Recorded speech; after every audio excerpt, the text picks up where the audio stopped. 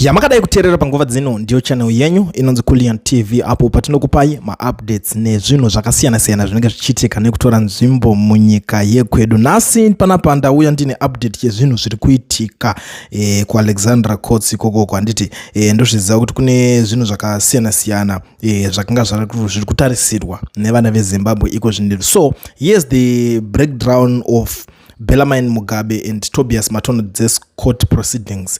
Zvaizvezvi, Bellarmine Mugabe has pleaded guilty to pointing a firearm, being illegally in the country.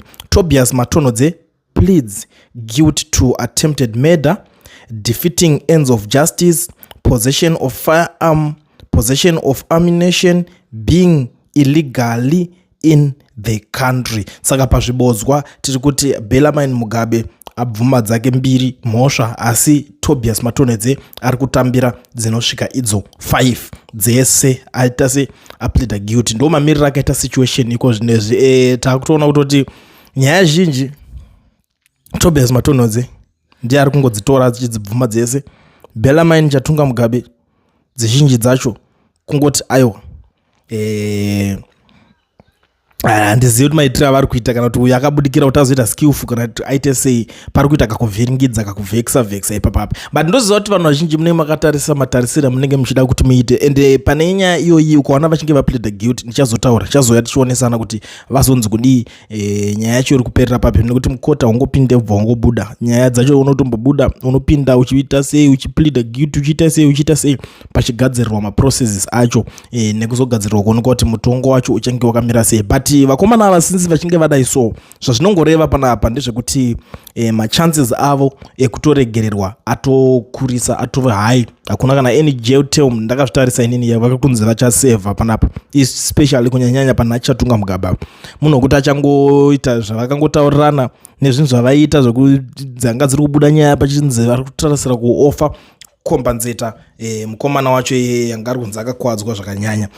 Zvimwe zvezvinhu zvekuti kunenge kwakungoofana mari dzavanenge vakaofana. Obvious munhu anoti ndingasiya mari nekuda kufadza chii, nekuti munhu akasungwa ndozobuwe at the end of the day, nekuti munhu anenge atoti gumbo ndatokuwara saka ndakudawo kuita se kuwana something at the end of the day. Saka mukomana anozongobuda ungonzi ngaadzokere kunyika kwawo. I'm not saying kuti ndo zvatoitika, but tiri kutaura zvinhu zvatinoziva zvinowanzoitika kana zvichinge zvasvika pane chikamu chekudai so ichi. Nyaya idzodzi sekumirira kwatanga takadziita ndo mabudira adzakuita ende ndo maitikire adzakuita. Takumboisa pasaidi nyaya yekunzi anga achawana 15 to 20 years in prison what dzakumboenda pasaidi nyaya idzodzo tichizoonesana kuti ndezvipi zvimwe zvichange zvichizotora nzvimbo pane situation iri papa. But nyaya imwe iripo manje pfuti yacho ichiri kutsvagwa haisati yaonekwa, ndo imwe nyaya hombe iri panapa, nekuti nyaya yepfuti yakuti achipisa muno muSouth Africa muri kurangarira nezuro malema anga ariko ukoko budikirawo achinzi wakanongedzera pfuti ukazodidididi ukashandisa pfutiwo vamwe vachita kuti it was wrong zvaakaita, vamwe vachita aiwa vanodherera. And the funny part semwana wemuno ari not just an ordinary guy but an opposition guy, a politician akatobuda pachimupisira, not just a politician but a popular one.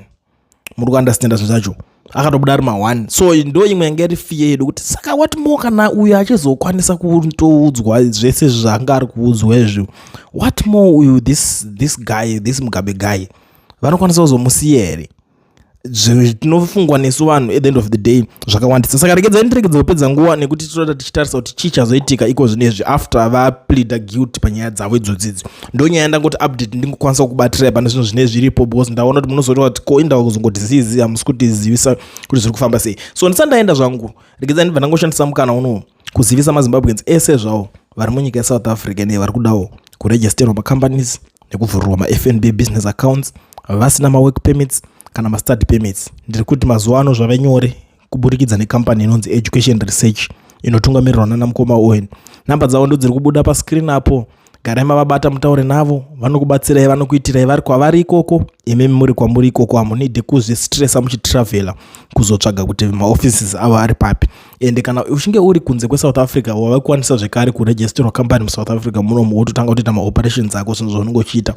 through same company inonzi education research, but chinodiwa make sure kuti passport yako inofanira kunge iri valid ndokuti zvinhu izvo zvikwanise kunge zvichiita sei zvichiitika. Saka tiri kuti batai education research ikuitirei kana uchida kuregisterwa company, kana uchida FNB business account. Nhamba ndidzodzo dziri kubuda paflyer edzi. Tora screenshot, nyora pasi whatever zvaunokwanisa kuita, wotoita sei wobva wataura needucation research. Unoona kungopoza this video wobva watonyora nhamba pasi, ndo zvimwe futi zvinokwanisa kukuitira nyore nyore ipapapa.